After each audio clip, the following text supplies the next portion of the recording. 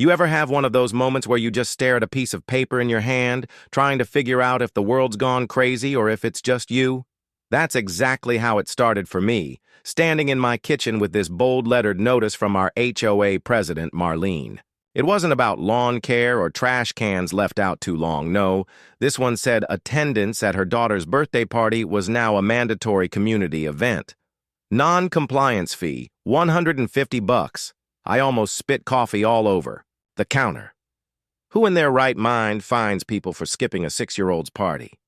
At first I laughed it off. I mean, it had to be some kind of satire, right? Maybe she was trying to be funny, though Marlene wasn't exactly known for her sense of humor. But then I started asking around. Neighbors shaking their heads, some rolling their eyes, a couple whispering they'd rather just pay than risk her wrath. That's when it sank in. She was serious. This wasn't about a birthday party, this was about power. And if you knew Marlene, you'd know power was her favorite toy. Now me? I had zero interest in making small talk over sheet cake while pretending to care about balloon arches. So Saturday rolled around, and while Marlene was probably out there bossing people around in her backyard, I was cruising down to the golf course with my buddy Steve. 18 holes, cold beer, blue sky, best decision I'd made all week. Driving back, I did pass her street, though. Saw cars packed along the curb, balloons swaying in the breeze like limp soldiers.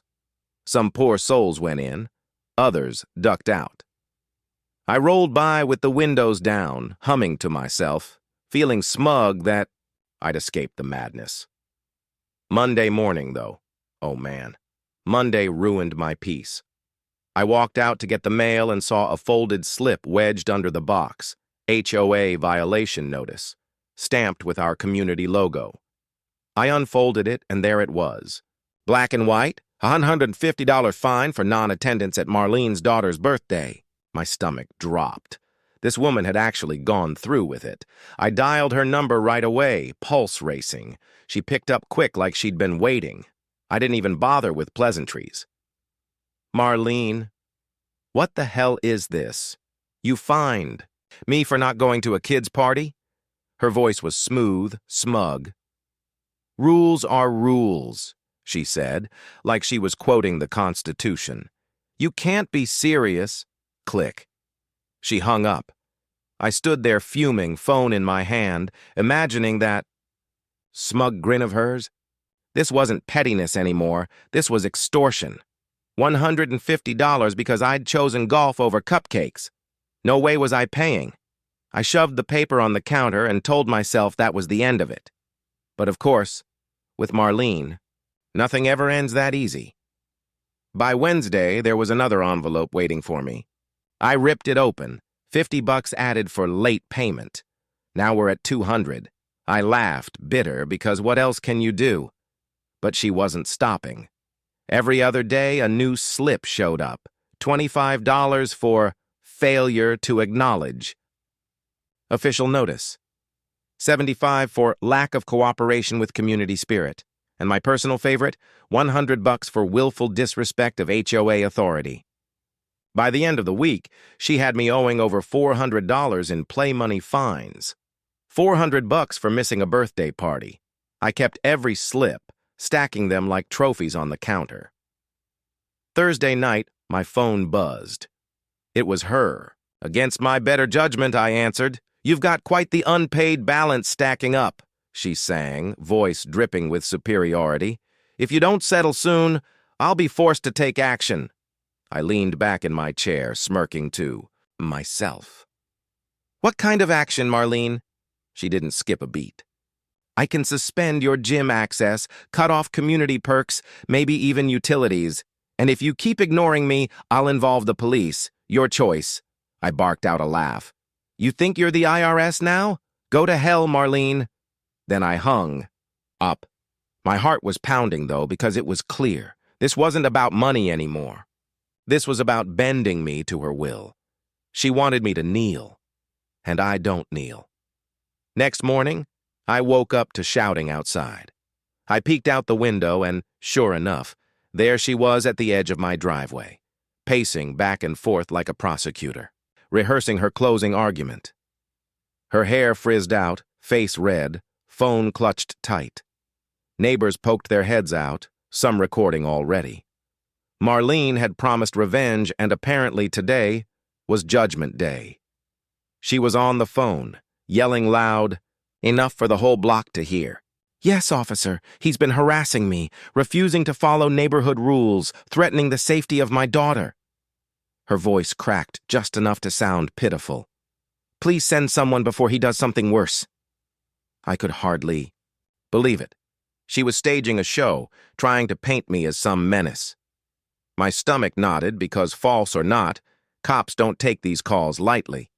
Within minutes, 2 patrol cars pulled up, lights flashing. Marlene's demeanor shifted instantly. She smoothed her blouse, clasped her hands together like some damsel in distress, walking toward the officers with big, grateful eyes. "Thank goodness you came," she sighed, pointing at me like I was the neighborhood boogeyman. "He's been terrorizing me." I stepped off my porch, still holding my mug of coffee. "Harassing her? Officers, with all respect, you've got to see this." I held out the stack of violation notices, one after another. Birthday party fines, community spirit violations, and yes, one that literally said, "failure to compliment decorations." The cops flipped through them, expressions souring by the page. One turned to her, voice flat. "Ma'am, this is what you called us about?" she stammered, eyes darting. "Well, I had to make it sound serious or you wouldn't have come." That was the wrong thing to say. The second officer pulled out a citation pad, pen scratching across the paper. "So you knowingly filed a false police report. That's a misdemeanor, ma'am." He ripped the slip free and handed it to her. Bold. Print. $700 fine for wasting police resources.